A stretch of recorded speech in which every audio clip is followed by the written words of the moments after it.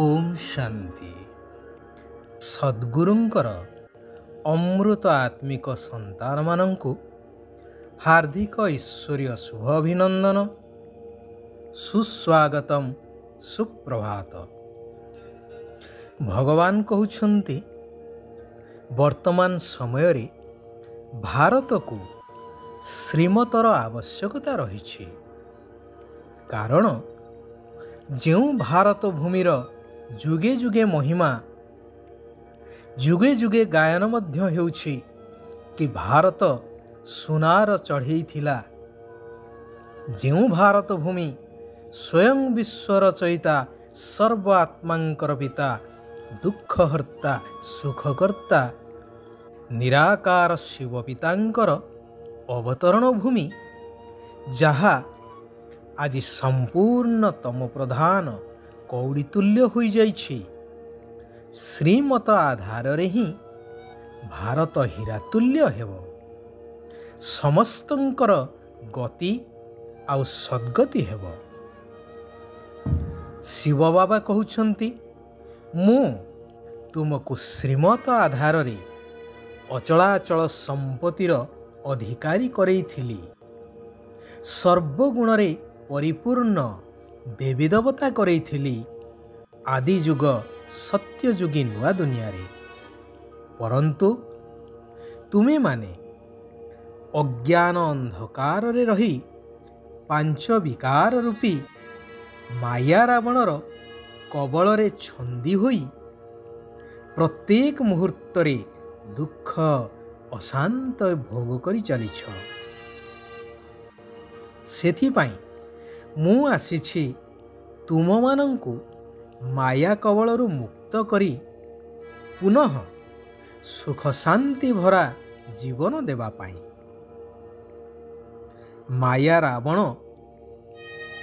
समस्तंकु दुख शांति दे चलीछि। रामायणर कथावस्तु अनुसारे महाज्ञानी महापंडित रावण महामूर्ख होई सीता को अपहरण करी रामंक द्वारा निधन हैला एवं राम सीता को उद्धार कले। यह तो गोटे रावणर कथा थिला, जहाकू आमे वर्ष वर्ष धरी जलाई आसुछे। तेबे प्रश्न हेउछि, थरे तो जलाई देले पाठ शेष, पुणी प्रतिवर्ष जलैबार आवश्यकता कौन अछि? वास्तव रे एहार सूक्ष्म आउ वास्तविक रहस्य हेउछि कि पांच विकार रूपी माया रावण, जी कि सर्वविद्यमान सर्वशक्तिमान मध्य सारा संसार रे एपरि कौनसी व्यक्ति नहीं बा एपरि कौनसी स्थान नहीं जेउठारे मायार प्रवेशता नहीं। कारण विकार केबे काहाकु मध्य छाड़ू नाही।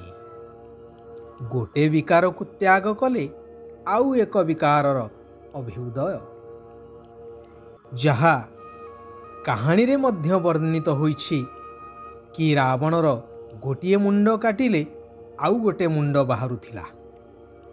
यह हेउछि सूक्ष्म विचार्यर विषय वस्तु। एही विकार जी कि सारा मनुष्य सृष्टि को जुग जुग धरी दुखी अशांत करई आसीछि।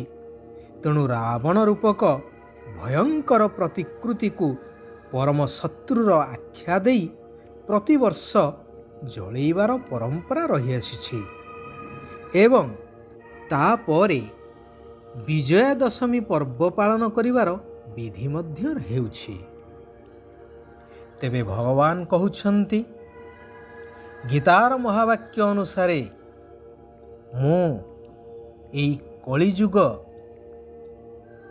शेषरे धरावतरण करुछि।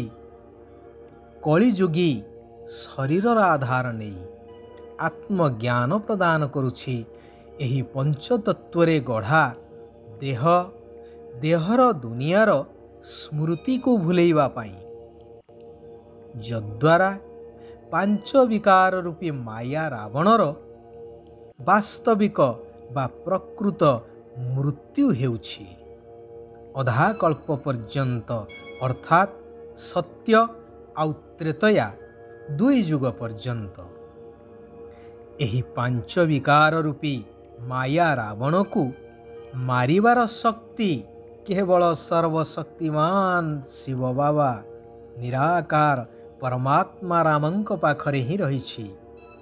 କୌଣସି ମନୁଷ୍ୟ ବା କୌଣସି ଦେହଧାରୀଙ୍କ ପାଖରେ ଏହି ଶକ୍ତି ନାହିଁ। ରାମଙ୍କ ଶକ୍ତି ଅର୍ଥାତ୍ ଶ୍ରୀମତ ବିନା ଏହି ରାବଣର ମୃତ୍ୟୁ ଅସମ୍ଭବ। ମାୟାକୁ ଜିତିବାର ଶକ୍ତି ପରମାତ୍ମାଙ୍କ ଠାରୁ ପ୍ରାପ୍ତ କରି ତୁମେ ମଧ୍ୟ ରାବଣ ଉପରେ ବିଜୟ ପ୍ରାପ୍ତ କରିପାରୁଛ।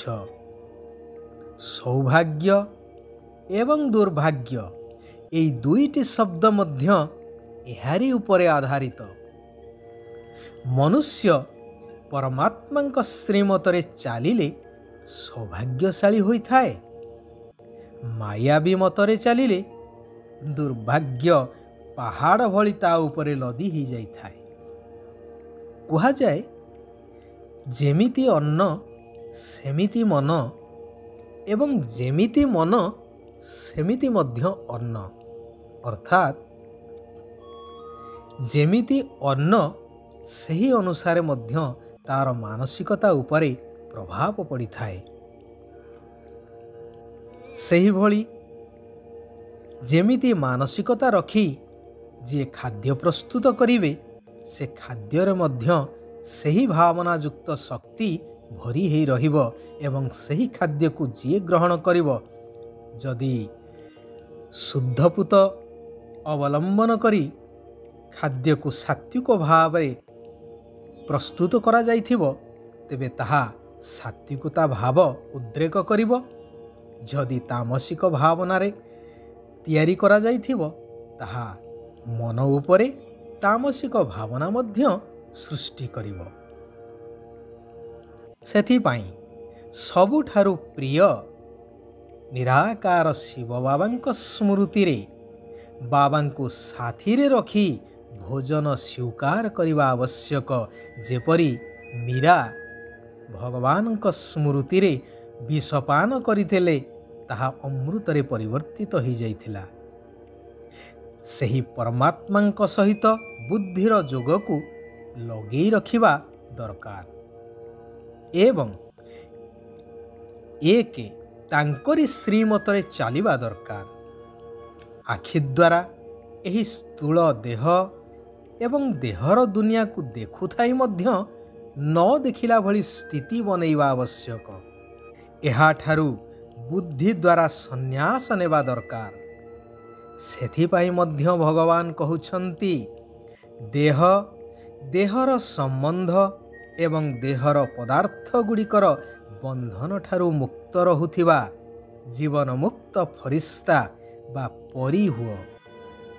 ଯେପରି ଫରିସ୍ତା ବା ପରୀମାନଙ୍କର ପାଦ ମାଟିରେ ଲାଗିନଥାଏ, ସେହିପରି ତୁମେ ବାସ୍ତବିକ ଆତ୍ମିକ ଫରିସ୍ତାମାନଙ୍କର ଦେହ ରୂପକ ଧରଣୀରେ ବୁଦ୍ଧି ରୂପକ ପାଦ ଲାଗିବା ଉଚିତ ନୁହେଁ। ଅର୍ଥାତ୍ ଦେହ ବା ଦେହର ସମ୍ବନ୍ଧ ଆଦି ସହିତ ବନ୍ଧନ ରହିବା ଅନୁଚିତ। କର୍ମେନ୍ଦ୍ରିୟ ଦ୍ୱାରା ନିମିତ୍ତ ହୋଇ କର୍ମ କରିବା ଆବଶ୍ୟକ। ଏହିଭଳି ବନ୍ଧନମୁକ୍ତ ସ୍ଥିତିରେ ରହୁଥିବା ଆତ୍ମାମାନେ ହିଁ ଜୀବନମୁକ୍ତ ଫରିସ୍ତା ଅଟନ୍ତି। ସ୍ଥୂଳ ସମ୍ପତ୍ତି ଠାରୁ ମଧ୍ୟ ଅଧିକ ମୂଲ୍ୟବାନ ଆତ୍ମିକ ସ୍ନେହରୂପକ ସମ୍ପତ୍ତି ଅଟେ। ତେଣୁ ଏହାର ଅଧିକରୁ ଅଧିକ ଉପଯୋଗ କରିବା ବୁଦ୍ଧିମାନୀର ପରିଚୟ। ଆଚ୍ଛା, ଆଜି ପାଇଁ ଏଇଠାରେ ଆମେମାନେ ବିରାମ ନେବା। ଆସନ୍ତାକାଲି ପୁନଶ୍ଚ ଆମେ ଆତ୍ମାମାନେ ସେହି ନିରାକାର ପରମାତ୍ମାଙ୍କର ଆଉ କିଛି କଲ୍ୟାଣକାରୀ ମହାବାକ୍ୟକୁ ଆଲୋଚନା କରିବା ଏବଂ ନିଜ ଜୀବନରେ ଧାରଣ କରି ନିଜକୁ ପରିବର୍ତ୍ତନ କରିବା ସହିତ ସାରା ବିଶ୍ୱର କଲ୍ୟାଣ କରି ଚାଲିବା, ସାରା ବିଶ୍ୱକୁ ପରିବର୍ତ୍ତନ କରିବାର କାର୍ଯ୍ୟରେ ନିଜକୁ ସହଯୋଗୀ କରିବା। ଓମ୍ ଶାନ୍ତି, ଓମ୍ ଶାନ୍ତି, ଓମ୍ ଶାନ୍ତି।